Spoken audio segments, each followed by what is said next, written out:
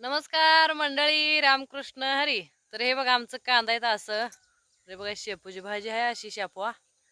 आणि इकडे आहे ते धन आहेत. धन्याला मस्तपैकी फुलं लागले तर बघा किती भारी. हे बघा हे धन मस्त आहे, कारण मी ब्यासाठीच टोचलेत ना.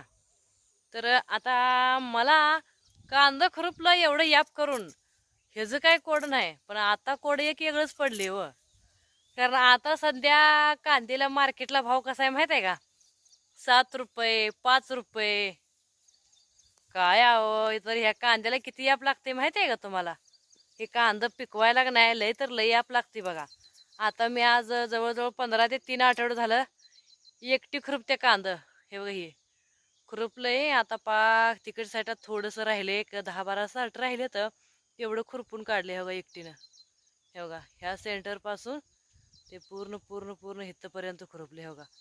तर आता थोडंसं राहिलंय, पण मला सांगा, तुम्हाला एकच विचारायचं आहे हो मला, या वर्षी कांद्याला रेट लागल का? कारण लय आमची अपेक्षा नाही, फक्त का नाही 20च्या पुढे गेला पाहिजे कांदा बरं का, बस.